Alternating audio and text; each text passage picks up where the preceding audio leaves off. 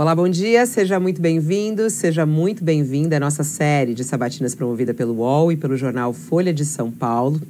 A nossa missão aqui nesse espaço é te ajudar a escolher o seu candidato ou a sua candidata para comandar o Brasil nos próximos 4 anos. Essa é a nossa missão aqui com essas sabatinas. Até o final do mês, nós, Folha e UOL, vamos ouvir por 1 hora os 8 candidatos mais bem colocados na última pesquisa Datafolha, que foi divulgada em 24 de março. Bom, apesar dos inúmeros convites, até o momento, o atual presidente Jair Bolsonaro e o ex-presidente Luiz Inácio Lula da Silva, que figuram nas primeiras colocações das pesquisas, ainda não confirmaram presença na nossa sabatina. A gente segue aguardando o retorno dos candidatos. E começamos a nossa série com a senadora Simone Tebet, do MDB. Quem estará comigo nessa sabatina também é a jornalista Kátia Seabra, do jornal Folha de São Paulo, e Josias de Souza, do UOL. Já estão todos conosco aqui. Em primeiro lugar, bom dia, senadora Simone Tebet, pré-candidata. Seja muito bem-vinda ao nosso espaço. Bom dia, Kátia. Bom dia, Josias. Em seus nomes, eu cumprimento todos que estão nos acompanhando e já começo fazendo um agradecimento especial ao UOL e Folha por esse espaço democrático onde podemos estar debatendo ideias para o futuro do Brasil. Bom dia, Kátia, para você. Bom dia. E bom dia, Josias. Muito bom dia, Fabiola. Bom dia, Kátia. Bom dia, senadora Simone Tebet. É um prazer tê-la aqui conosco. Bom, nós teremos 1 hora aqui de conversa. A gente vai soltar esse cronômetro assim que eu fizer a primeira pergunta, tá, senadora? Para que a gente tenha esse tempo cronometrado e também ser justo com todos os demais que virão pela frente. Bom, Simone Tebet tem 52 anos, tem 20 anos de vida pública, é formada em Direito pela Universidade Federal do Rio de Janeiro, é natural de Três Lagoas, no Mato Grosso do Sul, filha do ex-governador Rames Tebet, né, sempre esteve relacionada à política desde pequena, convivendo com isso, e assim seguiu. Foi prefeita por 2 vezes na sua cidade, foi eleita deputada estadual, foi vice-governadora e está no Senado desde 2015. Foi a escolhida pelo seu partido, o MDB, para ser a pré-candidata à presidência da República. Assim, eu faço a apresentação da senadora Simone Tebet e já queria iniciar fazendo a primeira pergunta, senadora. A gente tem aqui no UOL um serviço super interessante que é o agregador de pesquisas, que reúne mais de 260 pesquisas eleitorais, né, e que mostram como é que está o andamento de cada um dos candidatos. Bom, a senhora está com 1,7% das intenções de voto, segundo esse agregador do UOL, reunindo várias pesquisas. Estamos a 6 meses das eleições, tem uma polarização ali, Lula e Bolsonaro, bem concretizada, segundo essas pesquisas de intenção de voto. Existe, neste momento, uma definição em andamento da chamada terceira via. Eu queria iniciar perguntando à senhora, por que a senhora acha que o seu nome deve ser escolhido, apesar de ter uma pontuação tão baixa nas pesquisas de intenção de voto, senadora? Bom, mais uma vez agradecendo a oportunidade, cumprimentando a todos. Fabiola, eu faço parte de uma frente democrática, de partidos que se reuniram e perceberam que o Brasil, nessa polarização à esquerda, à direita, e nunca com uma bússola olhando e mirando o norte, não vai chegar a lugar nenhum. Ao contrário, estamos vendo verdadeiros retrocessos, uma polarização que não vai trazer aquilo que o Brasil precisa, que é a pacificação política. Sem a pacificação política, nós não podemos falar da tão sonhada estabilidade para que o Brasil volte a crescer, gerar emprego, renda para a população brasileira. Diante disso, eu e mais 2 pré-candidatos estaremos no dia 18 de maio definindo o nome que representará esse centro para poder estar, a partir de então, percorrendo o Brasil, falando daquilo que queremos, do Brasil que queremos e para quem queremos esse Brasil. Diante disso, eu entendo que o meu nome é melhor, não só porque eu não pontuo como os demais, mas porque meu nome não é conhecido, eu tenho um menor grau de rejeição. Tendo em vista isso e tendo em vista todo o histórico, meu trabalho, né, minha história de vida, na vida pública, que já são 20 anos, eu me sinto não só preparada, com a experiência necessária, mas com a coragem e com a vontade de servir ao Brasil. Estaremos, como eu disse, num processo democrático. Os presidentes de partido é que estarão escolhendo, dentre os 3 pré-candidatos, quem será o representante dessa frente democrática, mas eu tenho, assim, absoluta certeza que tenho não só condições de liderar esse movimento, mas que somarão conosco também os outros 2 pré-candidatos. Afinal, nós abrimos mão para que os nossos presidentes de partido pudessem escolher o melhor nome. Mas, senadora, perdão por ter interrompido, mas é que em maio de 2018, quando a senhora era líder da bancada, a senhora dizia que a senhora se opunha ao lançamento de uma candidatura própria que pudesse impor risco à bancada, à estrutura da bancada, e a senhora chegou a defender que o partido só lançasse candidato se tivesse chance de chegar ao segundo turno. Isso foi em maio, a gente está em abril, a senhora, como disse a Fabiola, a senhora pontua com 1%. O que diferencia a senhora do então ministro Henrique Meirelles, que foi candidato e que chegou a 2%, terminou com menos de 2% a eleição? E lembrando que naquele ano o MDB estava na presidência, a bancada era maior. Queria que, por favor, a senhora dissesse o que a senhora tem de melhor para oferecer que ele naquela época. Obrigada, Kátia. Bom, a minha pré-candidatura é muito diferente da candidatura do Henrique Meirelles. Ele era candidato a si próprio. Ele pediu para ser candidato e o partido deliberou nesse sentido na convenção. Eu fui chamada pelo partido, a maioria absoluta dos diretórios quer candidatura própria. O momento é excepcional e totalmente diferente. Nós estamos vivendo um dos momentos mais difíceis da história do Brasil desde a redemocratização. Esse gigante que é o MDB, que serviu ao movimento Direta Já, da anistia, da Constituição Cidadã, que depois teve a capacidade de regulamentar os direitos sociais da Constituição Federal e mesmo depois com os avanços dando base de sustentação aos governos que por aí passaram no fortalecimento da democracia, hoje ele é um gigante que está sendo novamente acordado. Por quê? Porque também nós estamos diante de uma série de ameaças, não só de retrocessos, mas de ameaças às instituições democráticas. Nesse aspecto, veio da base. A minha pré-candidatura, ela não surgiu do nada. Ela surgiu, primeiro, nós estamos diante do maior partido do Brasil, com o maior número de prefeitos, vice-prefeitos, filiados, são mais de 2 milhões, e surgiu dos movimentos, do MDB Jovem, do MDB Diversidade, do MDB Afro, do MDB Mulher, do MDB Socioambiental, enfim. E depois de prefeitos, vice-prefeitos, e disseram exatamente que o maior partido do Brasil não pode ficar silente diante da fome de 5 milhões de crianças que estão dormindo hoje com barriguinha vazia. O MDB tem não só trabalho prestado, mas tem condições de liderar essa frente, esse movimento, a favor de um desenvolvimento sustentável para o Brasil. Então, nesse aspecto, primeiro, eu não sou candidata de mim mesma, o momento é excepcional, nós estamos falando de 2 candidaturas de rejeitados, que têm altos índices de rejeição, e a democracia brasileira só será fortalecida quando mais opções forem oferecidas para o Brasil. Senadora, tem gente da bancada que pensa diferente da senhora, que acha que é uma candidatura de si mesma, concordo. E ainda chamam de exercício de autofagia, desculpa, quem diga, entre os dirigentes do seu partido, chamam de autofágica a sua candidatura, entendeu? Então, a senhora enfrenta essa oposição. Kátia, se me permitir apenas para concluir, bom, primeiro, repito, eu não sou candidata de mim mesma, né? Houve uma reunião da executiva, a maioria mais que absoluta decidiu que nós temos que fazer parte dessa frente. Segundo, e isso é importante, nós não vamos estar sozinhos. Quando nós nos lançarmos candidata por esse centro, estarão conosco outros partidos, hoje, Cidadania, PSDB e União Brasil, e poderão se somar outros partidos. Então, nós estamos dizendo de uma candidatura pré-candidatura, que ela vai começar a ter rosto, nome e sobrenome a partir do dia 18 de maio. Antes disso, nada pode ser feito e nada pode ser cobrado. Ainda, e é importante dizer, quando a gente fala de alguns, é natural, o partido sempre foi assim. Qual é o partido que tem hegemonia com raras exceções? Não é assim no meu partido, não é nos demais. E vamos lembrar, né, nós sempre quando falamos disso, nós estamos sempre lembrando de 2 ou 3 caciques, de 2 ou 3 nomes que eu respeito, são meus colegas, nós estaremos conversando com quem, inclusive, eu já conversei. Mas se você conversar com a maioria dos prefeitos, vice-prefeitos, a maioria da bancada no Congresso Nacional, inclusive dos deputados federais, todos entendem que é o momento de colocar a nossa pré-candidatura na rua A senhora, deixa eu só até dar o nome, né, ô Josias, porque a Kátia até citou, a gente entrevistou aqui na semana passada a Renan Calheiros. Ele chegou a falar, eu acho importante a senhora até responder a isso, porque teve bastante repercussão.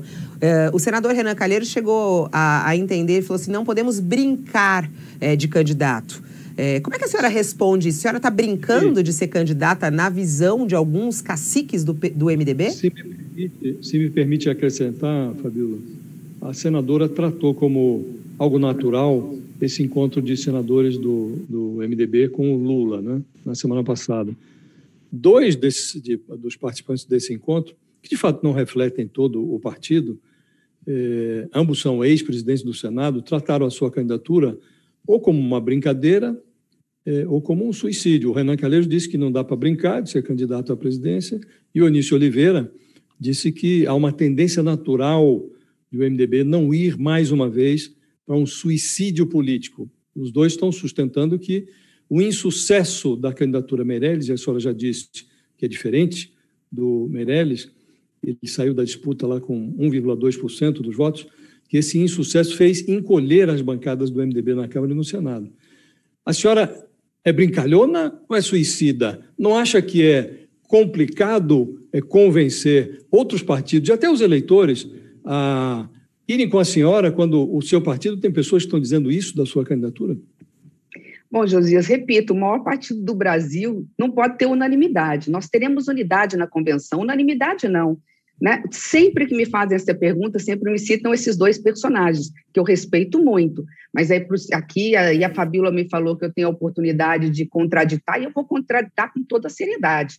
O que fez o MDB encolher não foi candidatura própria. O que fez o MDB encolher foram denúncias gravíssimas de corrupção que depois foram, ao longo do tempo, se comprovando que não eram verdadeiras. Mas não vamos esquecer que o MDB hoje se reinventou com a candidatura e eleição depois do novo presidente do MDB. Nós, pela primeira vez, o MDB saiu do fisiologismo de estar apoiando sempre um presidente da República, disputou dentro do Congresso Nacional a presidência da Câmara e a presidência do Senado, pelo Baleia Rossi, nosso presidente, e por mim, no Senado Federal, e há de se convir, repito, que nós estamos falando de 2 milhões de filiados, nós estamos falando com o maior número de prefeitos e vice-prefeitos, e voltamos a citar apenas 2 personagens, que sejam 4. Eles merecem ser ouvidos, vão ser ouvidos, mas não representam a maioria da vontade da bancada. Mas, senadora, hoje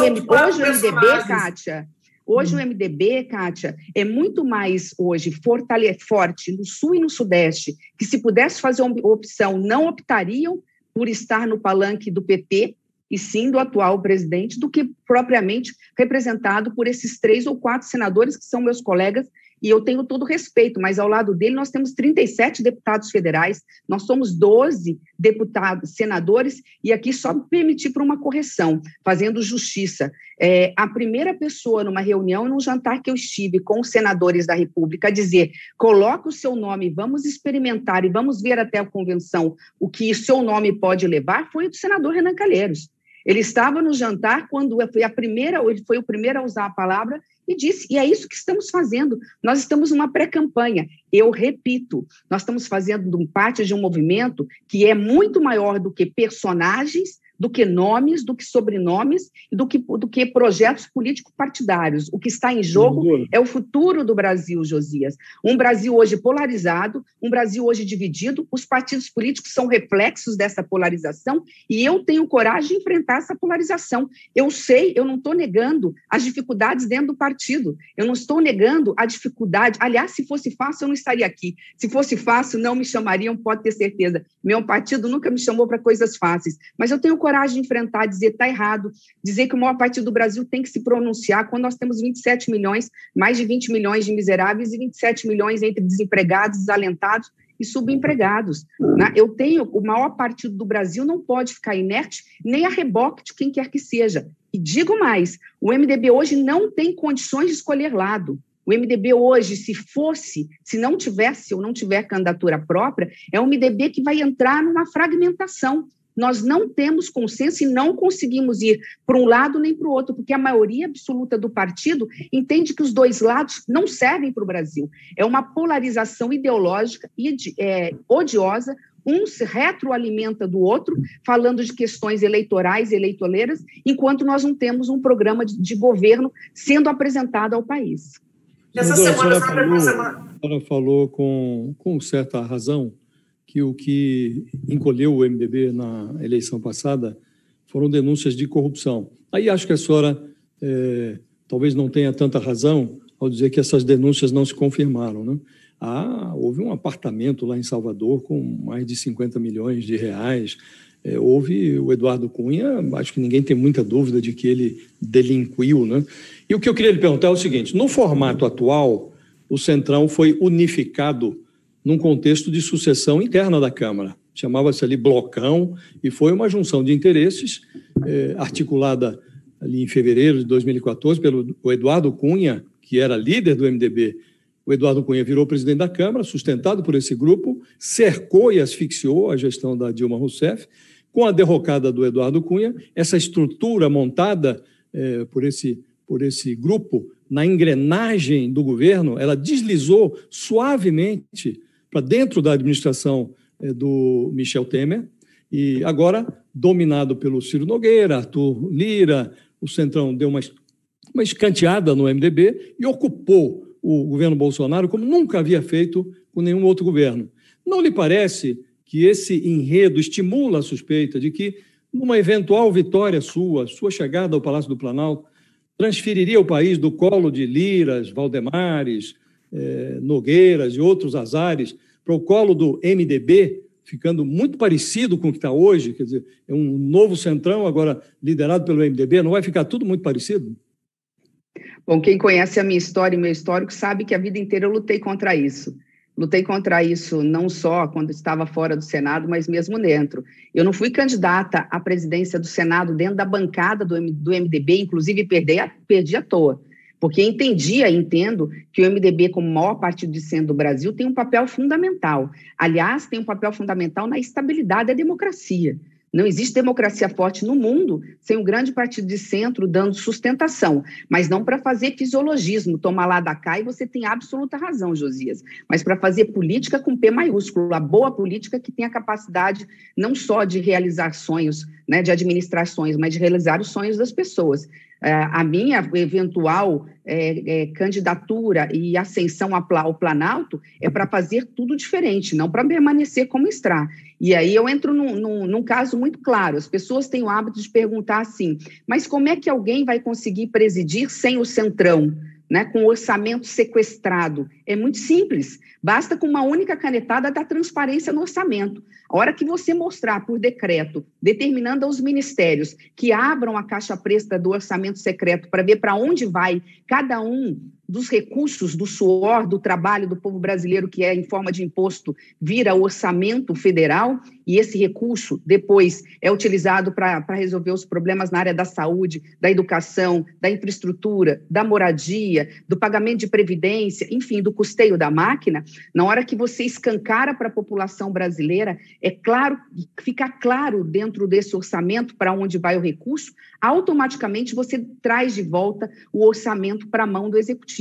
E por que ele foi sequestrado? Aí vem de novo uma das razões da minha pré-candidatura, porque hoje nós temos um presidente da República que não conhece não só os problemas no Brasil, mas não conhece as soluções. Um país tão rico com um povo tão pobre que tem um desgoverno, que no momento em que o Brasil mais precisou, não só de ação, de determinação, foi omisso de forma criminosa, como aconteceu na pandemia, e não teve, na falta de planejamento, uma condução, não segurou o leme desse grande navio, e hoje o que nós temos como legado, não só da pandemia, mas do desgoverno, são os piores índices de desenvolvimento social dos últimos, talvez, 2 décadas ou 3 décadas desde a redemocratização. Quando você tem de volta o orçamento da União, você tem a capacidade de não ser governado pelo Centrão ou pelo Executivo, pelo Legislativo, mas dar as rédeas, dar as ordens através do planejamento e da organização. Um dos pontos fundamentais, Josias, é fundamental. Primeiro ato do próximo presidente é recriar o Ministério do Planejamento e Orçamento.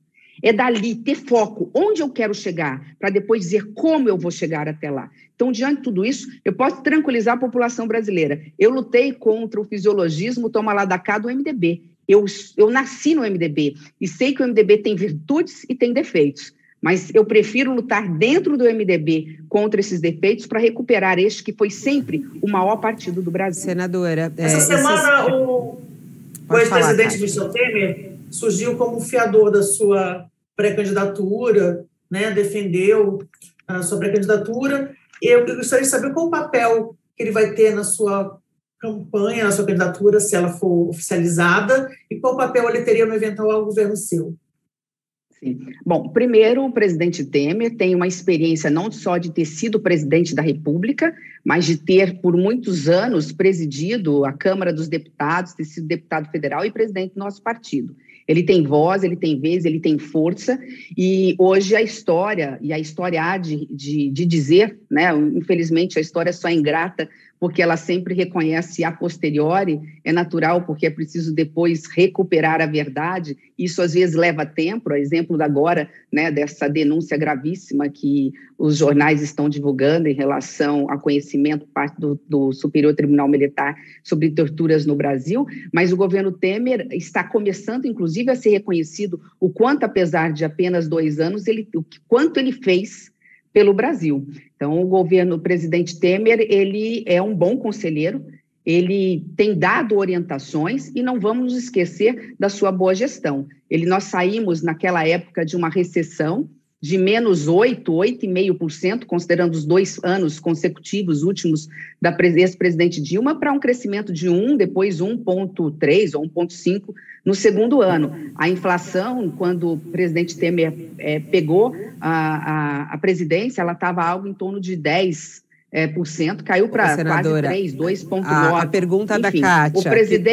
O presidente... Não, mas é por experiência. Não, de qual o papel dele, né? De qual será o papel que ela lhe perguntou, assim, qual será o papel de Temer na campanha?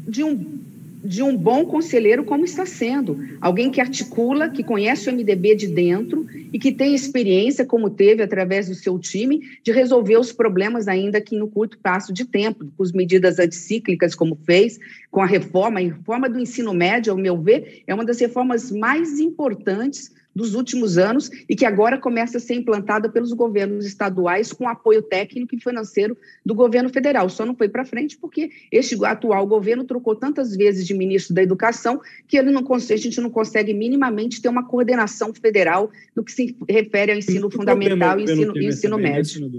O governo Temer teve muito problema também, né? Inclusive nessa área ética, moral, né?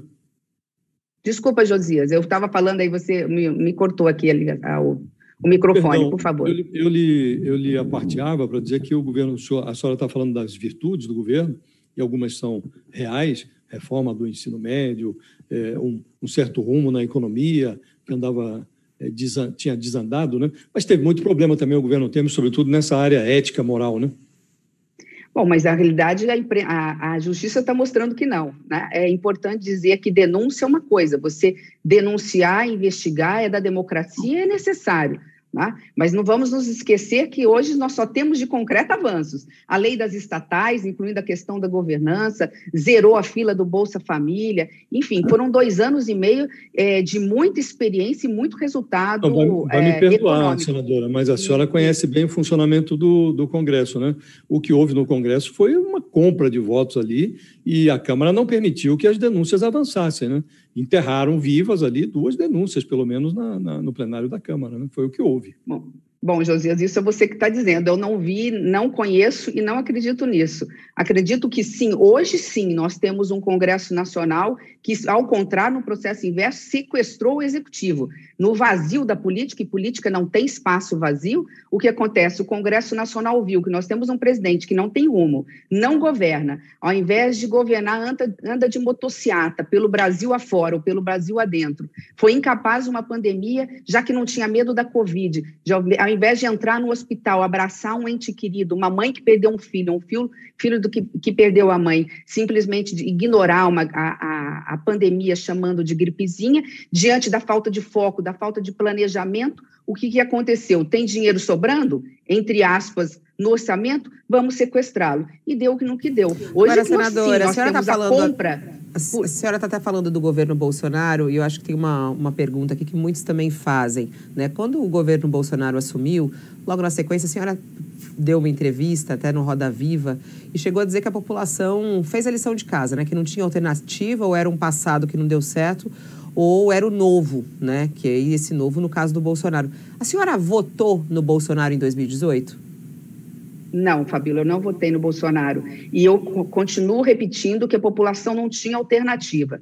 Eu aprendi com o meu saudoso pai... Haddad? Né, a senhora votou no Haddad? Eu não preciso dizer para quem eu votei, mas posso dizer que não foi pro... Minha família sabe disso, meus amigos sabem disso. O meu primeiro voto, inclusive, no primeiro turno foi para o Meirelles, era o candidato do meu partido. No segundo voto, eu não votei em Bolsonaro. Embora eu tenha tentado ajudar no primeiro ano, votei os projetos que entendia que poderiam ser importantes para o Brasil. Aliás, eu era presidente da CCJ por 2 anos. Todos os projetos que chegaram lá vinham muito mal elaborados, vinham com excessos e absurdos, como querer mexer o BPC, né, na aposentadoria da mulher daqueles que moram na zona rural, as próprias PECs emergenciais, e dentro do possível nós procuramos adequá-los para apresentar algo de bom para o Brasil.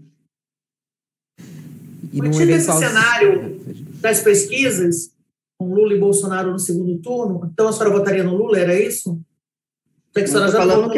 Não, eu estou falando o que aconteceu no passado, não estou dizendo o que vai acontecer agora. Eu tenho convicção, Kátia, que o Centro Democrático tem condições de chegar no segundo turno. Eu acho que é importante deixar aqui o porquê que nós estamos nesse processo. Quando eu digo nós, não estou dizendo apenas eu, né? Vamos lá, meu mandato termina em 2022. Eu teria, a princípio, uma reeleição um pouco mais tranquila para o Senado do que para a presidente. Mas no momento que o Brasil mais precisa de nós, primeiro ter uma mulher para falar do Brasil que queremos, para quem queremos esse Brasil, já que o grande problema hoje do Brasil é a desigualdade social. Este é um ponto. Segundo, porque não cabe omissão. Não cabe inércia. Isso é criminoso. O que está acontecendo no Brasil é criminoso. Nós temos uma briga fratricida de 2 partidos, de 2 polos ideológicos, brigando ora à esquerda, ora à direita, como se o Brasil, a população brasileira estivesse preocupada com isso. A população brasileira está preocupada com a fome, com o desemprego, com a miséria. A classe média hoje está endividada no seu cartão de crédito ou no cheque especial, não é porque fez uma viagem e dividiu para o Nordeste, dividiu em 10 vezes, é porque ela está endividada por conta de alimentação. Eu não me lembro quando foi a última vez que isso aconteceu. Diante, obviamente, da inércia, da omissão criminosa do presidente Bolsonaro em relação a essa situação, hoje as pessoas pensam em voltar ao passado, um passado tão nefasto quanto, um passado que esteve 4 mandatos, teve há 13 anos no poder, fez sim mudanças, algumas importantes, conjunturais, mas não deu saídas imediatas para o Brasil, mas não solucionou o problema grave da desigualdade, não soube coordenar um plano de ensino básico, ensino médio, para que nós pudéssemos, em 10 anos, mudar a realidade dos nossos jovens e das nossas crianças. Hoje, o trabalhador de hoje tem a mesma má qualificação do trabalhador de 20 anos atrás.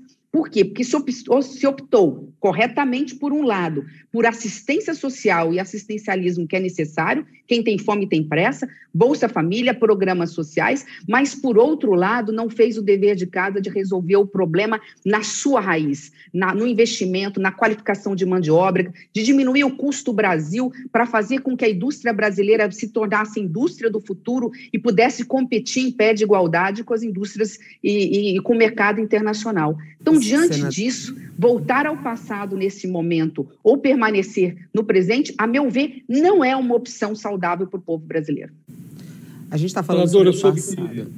Pode falar, Josias, vai lá, pode ir. Não, eu soube que o nome da senadora foi dado pelo pai dela, o ex-senador Hans Tebet, em homenagem a Simone de Beauvoir. O que eu queria saber da senadora é se ela é feminista, se houve esse sentido na homenagem que o vosso pai fez a Simone de Beauvoir, ou ele estava mais para Sartre, e eu queria saber se objetivamente a senhora é mesmo feminista. Ele era fã de Sartre, e aí eu já respondo o final. E por conta disso, acho que deve ter gostado do nome de Simone de Beauvoir.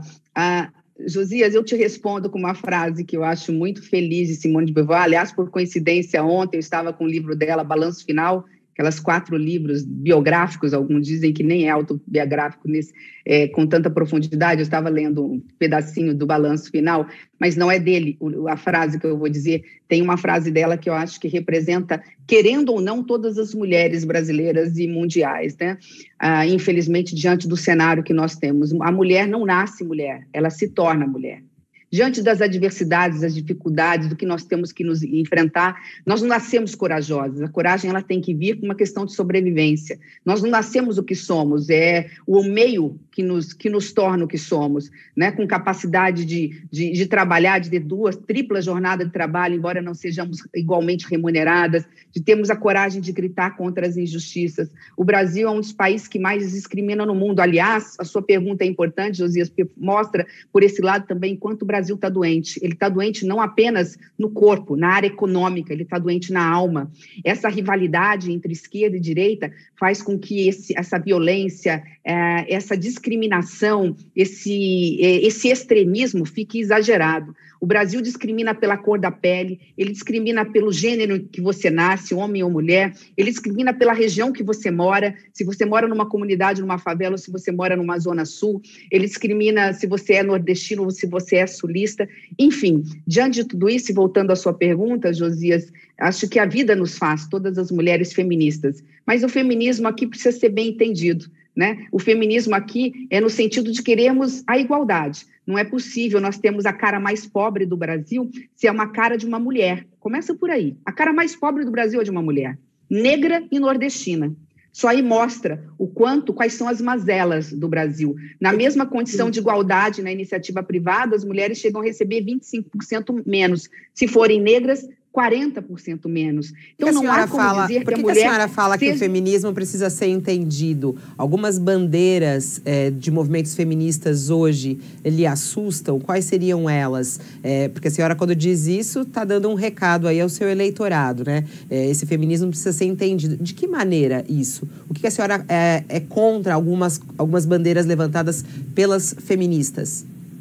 Não, eu não sou contra, eu não disse isso. Eu acho que a sociedade que é uma sociedade conservadora, a população brasileira é uma das sociedades mais conservadoras do mundo, tem que entender, né, quem pensa diferente. O feminismo, aquele feminismo que eu acredito, é aquele feminismo que luta pelos seus direitos, compreendendo quem pensa diferente e vice-versa. E, aliás, essa é a grande beleza da democracia. Eu não sou contra nenhuma pauta feminista. Eu posso não concordar com elas, mas eu vou, como dizem que é de Voltaire, mas não é de Voltaire essa frase. Eu posso não concordar com uma palavra que você está dizendo ou com aquilo que você acredita, mas defender até a morte o seu direito de dizê-la. Eu não ataco nenhuma bandeira da pauta feminista. Por da legalização do aborto, senadora? Nesse ponto, uma das principais bandeiras é a legalização do aborto. A senhora é a favor ou contra isso? Eu sou contra o aborto, a não ser nos casos previstos na Constituição. Eu disse isso a minha vida inteira. E também digo razão, né? Embora o Estado seja laico, eu sou cristã. E eu não abro mão disso, é a minha condição, não tem como você separar as duas coisas, mas é um assunto complexo e é um assunto que não pode ser tabu, porque não ser discutido e debatido, mas com seriedade, não a cada 4 anos se discutindo isso numa campanha eleitoral. Para isso você tem audiências públicas no Congresso Nacional, você tem os debates com a sociedade civil, você tem que ouvir todos os segmentos, tem que ouvir as mulheres e a partir daí o Congresso Nacional decidir. Particularmente, acredito que a Constituição Federal foi muito feliz quando disse que o aborto ele é permitido nos casos de estupro, nos casos em que a mulher está com a sua vida ameaçada e agora nos casos de anencéfalos. Para mim, eu acho que num Brasil como o nosso, qualquer discussão além disso requer, pela complexidade do fato, muito debate, mas muito debate, ouvindo não só a ciência, mas ouvindo a sociedade civil. Senadora, há uma nítida subrepresentação das mulheres na política brasileira. As mulheres são maioria na sociedade e são muito subrepresentadas na política brasileira. Mas o fato de ser mulher não é um selo de qualidade, né? Nós tivemos mulheres que ocuparam o poder no Brasil e que foram muito mal, A Zélia Cardoso de Mello foi uma péssima ministra da Economia. Dilma Rousseff foi uma presidente da República precária. Temos mulheres que foram rainhas no mundo e que foram rainhas sanguinárias. O que é que a caracteriza ou que faz da senhora uma boa candidata à presidência, além do fato de ser mulher? O que é que, sendo mulher, a senhora acha que vai adicionar ao exercício da presidência da República? José, sua pergunta é muito importante, porque eu não acho que a minha candidatura tenha como ativo o fato de ser mulher. Não pelo menos no sentido a executivo. Acho só importante, por isso digo sempre que é fundamental a candidatura de mulheres, especialmente no país em que nós estamos vivendo tanta desigualdade, porque num país onde a maioria da população é mulher, é inadmissível não termos a voz feminina, um timbre feminino para dizer que Brasil, nós, mulheres, mães, filhas, avós, queremos para nossos filhos, netos, e para quem queremos esse Brasil. Se olharmos por esse aspecto, nós ainda estamos no lucro, né? No 7-1, porque impeachment por impeachment nós tivemos um homem e uma mulher empichadas. Você citou uma mulher, uma ministra, e nós tivemos outros tantos ministros que foram má gestores, incompetentes, alguns com suspeitas de corrupção. Então, nesse aspecto, não. Agora, por que eu vejo nesse aspecto da sua pergunta só um ponto que talvez nos favoreça? Hoje a pesquisa mostra, já que Fabíola começou falando de pesquisa, que a maioria absoluta de quem rejeita Lula e Bolsonaro é mulher, ou são mulheres. Não é à toa. As mulheres têm essa sensibilidade para entender que não dá mais para voltar ao passado e muito menos permanecer no presente. Que os dois são os dois lados da mesma moeda. Que levar Lula e Dilma para o segundo... Desculpa, Lula e... Falou tanto de mulheres. Lula e Bolsonaro no segundo turno, Josias, significaria terminar o segundo turno dia 31 de dezembro de 2026. Ou seja, serão 4 anos de polarização, 4 anos de disputas ideológicas. O Brasil precisa de paz. Essa pacificação política só pode acontecer com uma candidatura do centro da Frente Democrática. E quem quer que vá para o segundo turno desse centro democrático, eu não tenho dúvidas que ganhe a eleição, porque aí, se me permitir, usando uma expressão do seu colega Fernando Mitre, há uma franja nas pesquisas dos dois lados. Há uma franja maior ou menor, pouco importa, daqueles que votam no Lula porque não querem Bolsonaro e daqueles que estão hoje optando por Bolsonaro porque não querem a candidatura, a eleição de Lula. E é aí, e nessa grande avenida, que o Centro Democrático tem condições de surfar. Senhora... Eu me sinto preparada, né? Eu acho que o que me diferencia é o que eu me sinto preparada. Eu fui prefeita, né? Tinha que ser condição, Fabíola, de qualquer candidata a presidente da República, passar de alguma forma pela experiência da gestão municipal. Eu dei aula há 12 anos de direito público, de como é que se administra a coisa pública. Eu fui prefeita de uma cidade de interior, reeleita prefeita, vice-governadora, secretária de governo. Estou há 7 anos no Senado Federal, conheço o Congresso Nacional. Aliás, comecei a minha vida como deputada estadual, não sem antes ter sido 6 anos servidora pública naquela função de diretora-geral legislativa da Assembleia Legislativa do meu estado. A senhora citou aí Dilma Rousseff. Eu só queria rapidinho Kátia. Muitas pessoas estão revendo a questão do impeachment. A senhora também se arrepende de ter votado a favor do impeachment de Dilma? De forma alguma. Ali estavam todos os elementos jurídicos. Ali tinham elementos jurídicos de crime de responsabilidade. Ali, o impeachment, sempre você analisa primeiro se há elemento jurídico. Havia. Depois você tem uma discussão e uma decisão política a ser feita em cima desse elemento jurídico. Por que é uma opção política? Se não fosse política, ela não seria dentro do Congresso Nacional. Aí seria só responsabilidade e análise do Poder Judiciário. Aquele elemento jurídico, político, tinha que ser analisado e tem que ser revisto ou analisado à luz daquele momento. Grande rejeição, baixo apoio popular, baixo apoio do Congresso Nacional, medidas equivocadas na área econômica e impossibilidade de governar. Então, nós tínhamos a base é o elemento jurídico. Eu dou um exemplo simples, não vou me delongar, porque eu sei que eu estou me delongando muito nas respostas, são muitas as perguntas a serem feitas. Mas eu dou um exemplo muito claro, hoje, em relação aos pedidos de impeachment do presidente Bolsonaro. O pedido do presidente Bolsonaro, se fosse aceito pelo presidente da Câmara, Arthur Lira, ainda assim, havendo os elementos jurídicos, e existem elementos jurídicos para o processo de impeachment, eu não posso julgar aqueles que votariam contra, porque havia e há elementos jurídicos, mas é uma decisão política de cada parlamentar decidir se leva adiante, se vota sim ou não. Eu votaria a favor, já digo que votaria a favor, mas entendo porque isso é democracia e o que diz a lei. Agora, a sua pergunta me permite, Fabíola, dizer algo que precisa ser tratado com mais seriedade. Talvez, diante de 2 casos de impeachment em tão pouco tempo e de ameaças sucessivas de pedidos de impeachment dentro do Congresso Nacional, eu advogo, sim, que temos que pensar ou repensar ou atualizar a lei de crime de responsabilidade no Brasil. Senadora, a senhora disse agora há pouco que a senhora está abrindo mão de uma candidatura, uma disputa fácil para o Senado. No entanto, uma pesquisa local aponta... Não disse que é fácil, Kátia, eu disse mais fácil do que para presidente da República.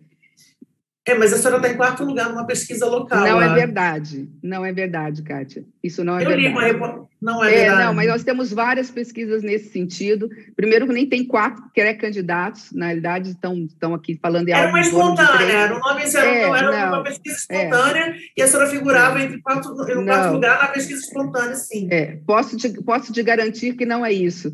De qualquer forma, que o nosso aeroporto já ficou para trás. Mas posso te garantir que não é isso. Né? Eu posso te garantir que o que me faz hoje levantar todos os dias e entender que eu tenho um papel a cumprir como mãe, como mulher, como cidadã e como brasileira, é saber que essa polarização não vai trazer paz para o país. E nós temos hoje 2 candidatos que pontuam na frente nas pesquisas, que são 2 candidatos que são os mais rejeitados. Isso não é saudável para a democracia, isso não é justo com a população brasileira. Eu estou cansada de andar nas ruas e ver as pessoas dizerem, mas eu não quero um nem outro, quando é que a Frente Democrática vai ter rosto? E é isso que está faltando, se me permitir complementar. Está faltando nome, está faltando sobrenome, está faltando rosto. E é uma conta simples, não estou dizendo que vai trazer todos os votos, Kátia, mas é uma conta simples. Se nós estamos diante de 2 candidatos muito rejeitados, e nós estamos diante de uma avenida, porque nós temos pelo menos 20% que ainda não optaram,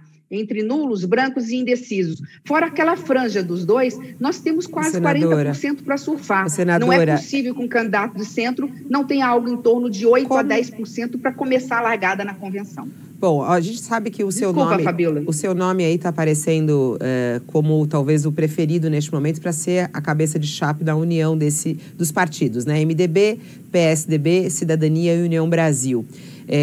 A senhora já abriu a entrevista até falando disso, porque a senhora acha que tinha que ser escolhida, porque tem menos rejeição e tudo mais.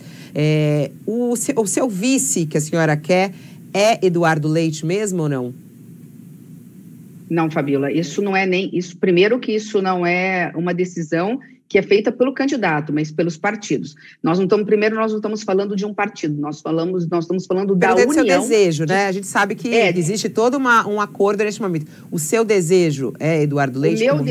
O meu desejo é ser a pré-candidata da Frente Democrática. A partir daí, os presidentes de partido, através de pesquisas, eu não tenho pesquisas qualitativas, analisando rejeição, analisando experiência, analisando aquilo que o eleitor quer, a vontade não pode ser do candidato, tem que ser da população, a soberania popular, e quem não entender isso, não respeitar isso, ou não respeita isso, não entende como é que funciona a política numa democracia. Eu não tenho preferências. A única coisa que eu tenho dito é que eu não sou candidata a vice-presidente da República, porque a minha candidatura, eu abrir mão da pré-candidatura à presidência e aceitar o papel de vice, eu estaria aí diminuindo o espaço da mulher na política. Vou estar no palanque do Centro Democrático, vou segurar a bandeira, vou entregar santinho, vou defender até o último dia a importância do Centro Democrático ir para o segundo turno e ganhar as eleições, se eu não pontuar a ponto de... Fabíola, se eu não pontuar a ponto de ser a cabeça de chapa, eu não vou ajudar sendo vice. Então, eu abro mão para que outros possam ser e eu vou estar nesse palanque como cabo eleitoral. Senadora, me esclareça uma coisa. No início da entrevista, a senhora falou que eram 2 nomes que estavam na disputa para ser esse candidato, ou a senhora, além de mais outros 2 nomes. Com quem a senhora está disputando essa preferência? Quem são os nomes? Agora surgiu o nome do Bivar. Eu queria saber... Nós temos 3 pré-candidatos. Nós temos Luciano Bivar e João Dória, que ganhou as prévias do PSDB. Então, a senhora exclui Eduardo Leite. Não sou eu que excluo. O PSDB fez uma opção. Agora, para mudar essa opção, isso é um problema do PSDB, se é que vai mudar. Até onde eu saiba, João Dória é o pré-candidato do PSDB e não abre mão. Aí não sou eu que tenho que decidir. Nós estamos falando de 3 partidos, 4 com Cidadania, mas Cidadania não tem candidato, né? E o vosso partido tem essa divisão sobre a qual já falamos aqui, um pedaço está querendo apoiar o Lula. Tem gente até no seu partido querendo apoiar o Bolsonaro, né, em alguns estados. O PSDB tem essa divisão de Dória e Eduardo Leite, né? O Dória venceu a pesquisa, mas não levou o partido está dividido.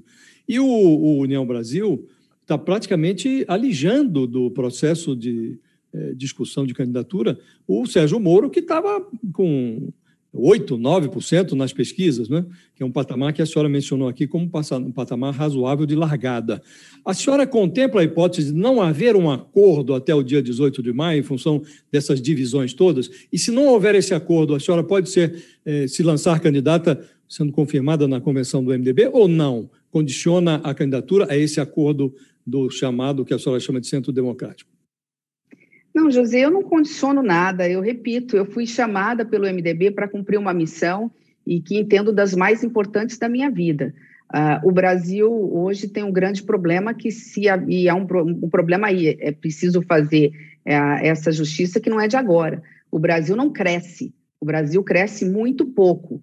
Fruto, de um lado, dessa instabilidade política, criando crises artificiais, embate entre os poderes, criando uma insegurança institucional, ameaçando as instituições democráticas, uma insegurança jurídica, né? Não se cumpre contratos, a PEC dos precatórios foi um exemplo disso, faltam regras claras, objetivas, para que empresários, investimentos públicos, investimentos privados venham para o Brasil. Não vamos esquecer que nós temos quase 40 trilhões de dólares de fundos de investimento no mundo, prontos para vir para o Brasil ou para outros países emergentes, e precisam, obviamente, da estabilidade institucional jurídica e precisa saber da boa governança, do compromisso do Brasil com a economia verde, com a questão do desenvolvimento sustentável.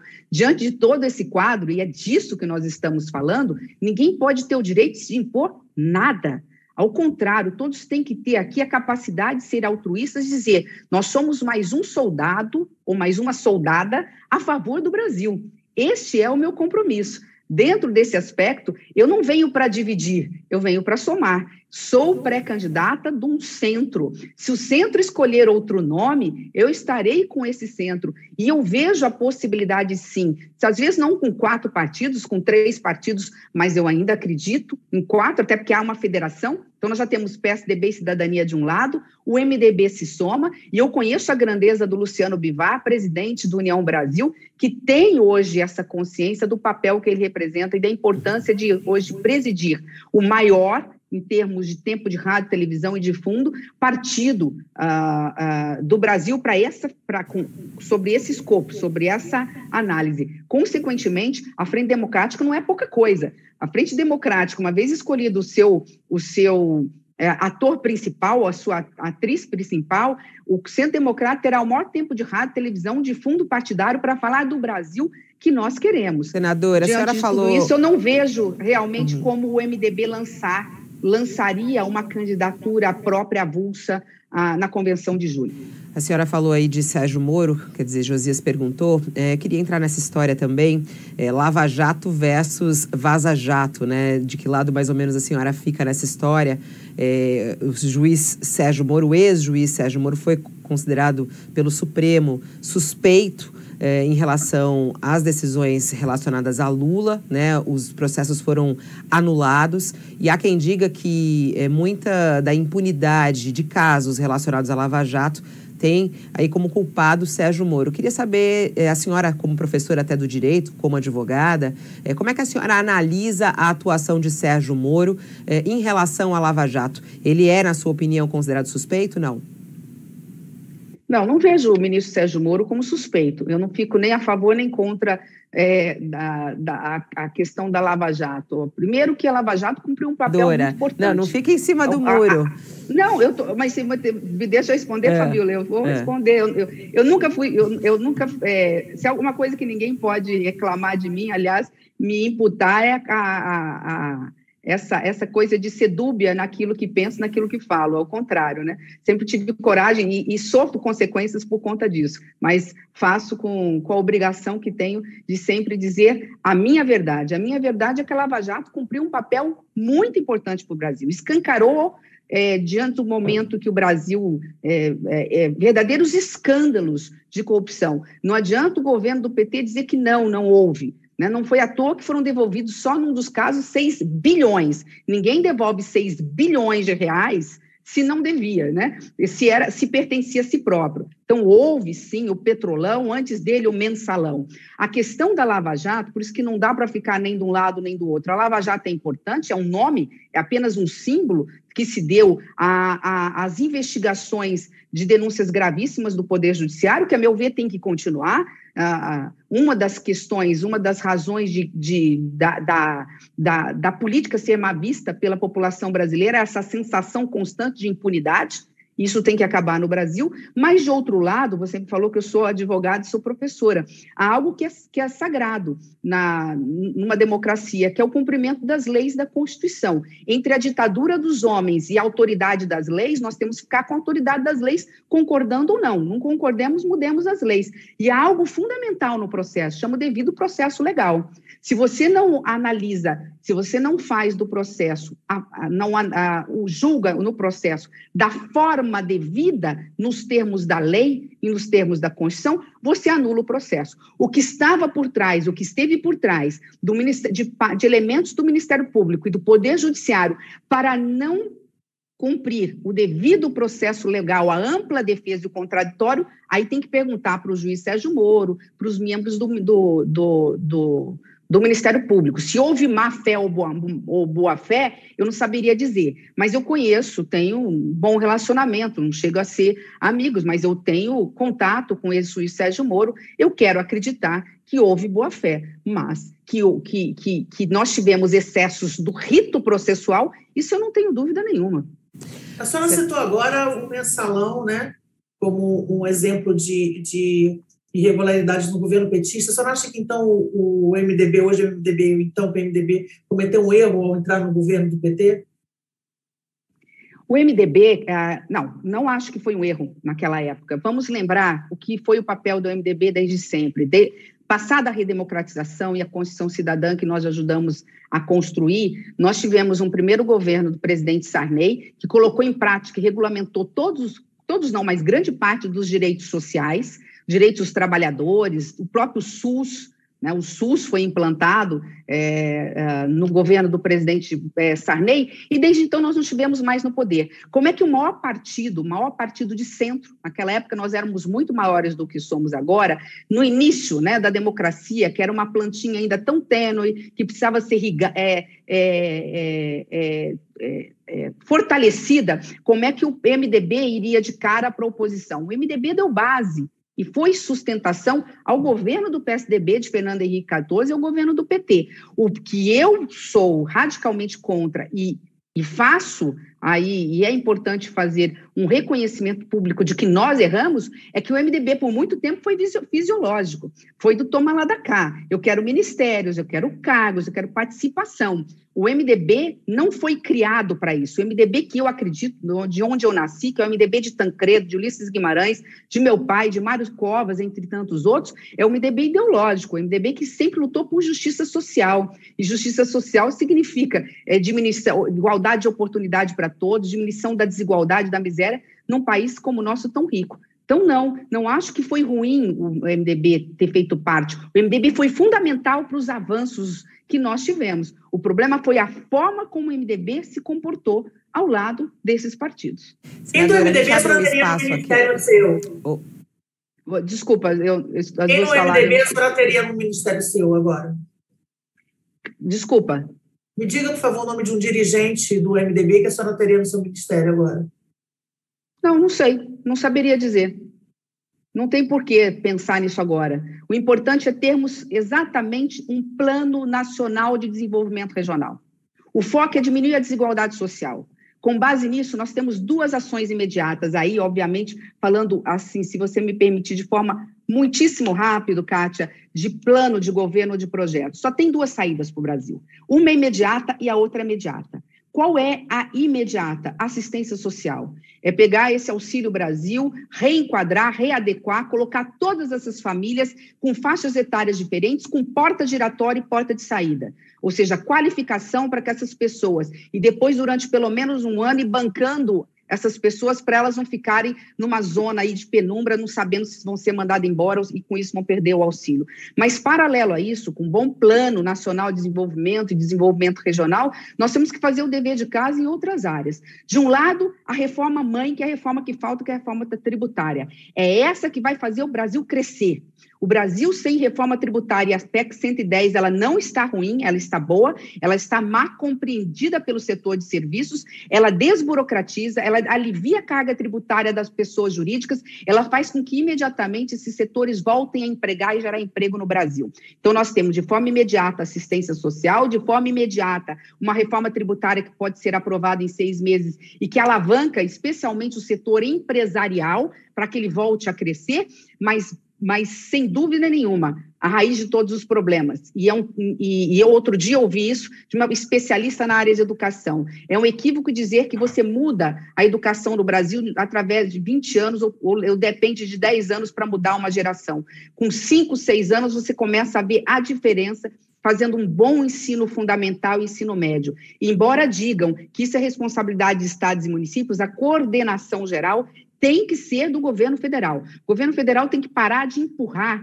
as crises e os problemas para municípios e estados. Afinal, no Pacto Federativo da Constituição, nós descentralizamos essas funções, é verdade, mas acumulamos ou concentramos os recursos dos cofres públicos, das receitas, na mão da União. É hora de, já que a União não quer abrir mão dessas receitas, que ela seja coordenadora de um plano de fomento, de desenvolvimento social para o Brasil. Há muito que se fazer antes de pensar em nomes. O que é importante é termos um arcabouço. O número de ministérios, inclusive, não importa. Vamos parar com essa hipocrisia também de achar assim, o Brasil precisa apenas de 10 ministérios. Não, o Brasil precisa de uma boa reforma administrativa, que corte privilégios, que diminua a máquina naquilo que não é essencial, mas que tenha tantos bons personagens, tantas bons ministros e ministras ou secretários executivos, quantos necessários para resolver o problema do Brasil. Senadora, a gente tem aqui o nosso quadro na Sabatina, que a gente chama de Pinga-Fogo,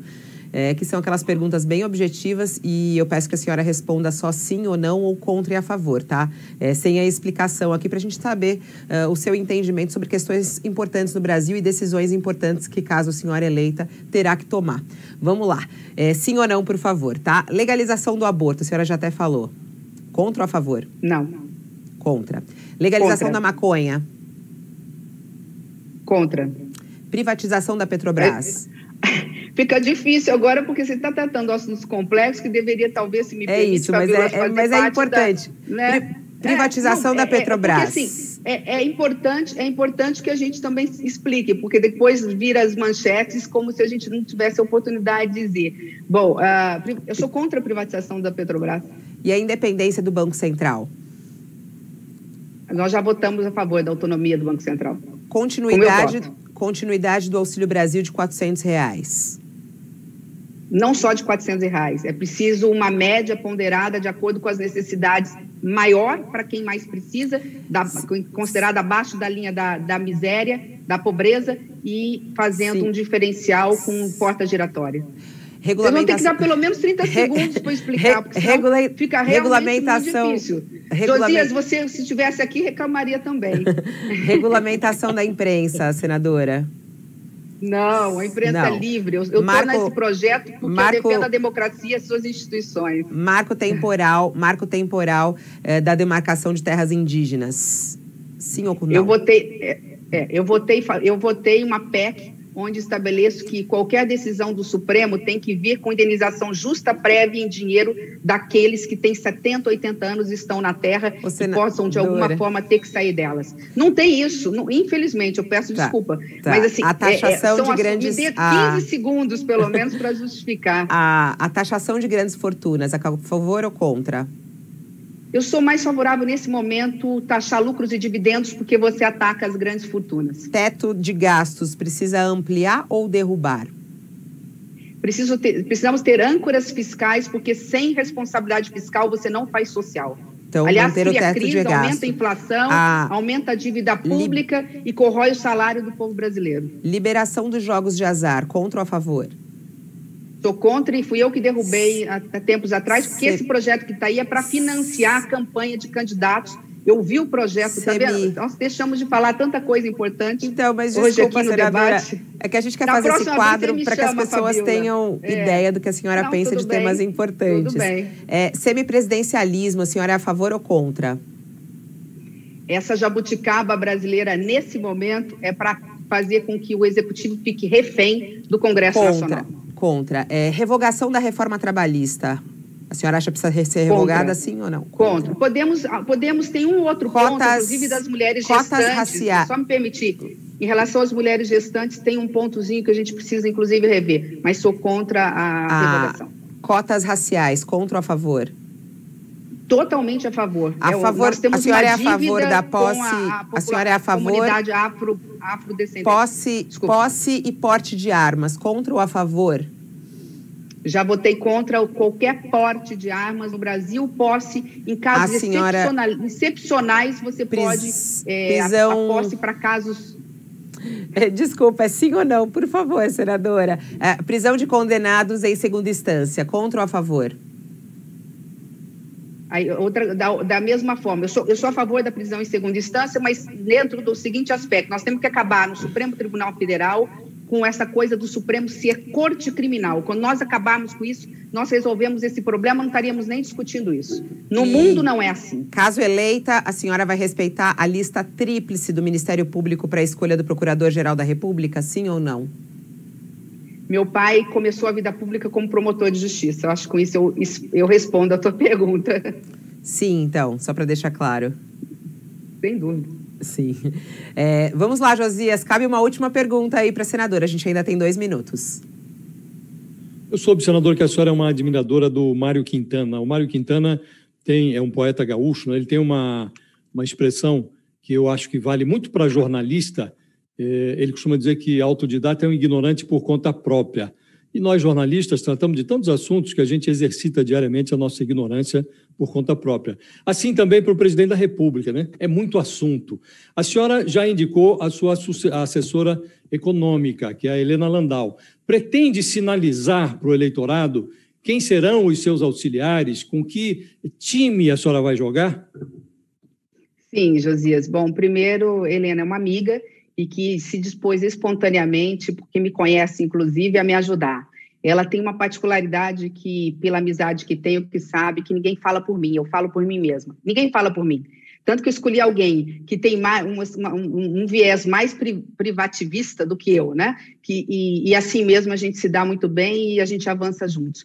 Assim que, dia 18 de maio, nós tivermos um nome, espero ser eu a escolhida dessa frente democrática, é óbvio que nós estaremos apresentando ao Brasil quem são as pessoas que estarão organizando o nosso programa de governo. E já posso citar alguns que, inclusive, estão me ajudando nesse momento. O ex-governador do Rio Grande do Sul, Germano Rigoto, junto com Fogaça, são pessoas que estão, junto com o Denis, elaborando algumas das ideias que eu vou dizendo e eles vão colocando no papel. Mas isso é a partir, realmente, do dia 18 de maio. O mais importante é dizer o seguinte: eu me sinto preparada, é tempo de reconstruir o Brasil, só se reconstrói o Brasil olhando para frente, jamais olhando para trás e muito menos permanecendo no presente, com ideias novas, mas sólidas, sem populismo, embora tenhamos que todos ser populares, afinal, a soberania do povo brasileiro.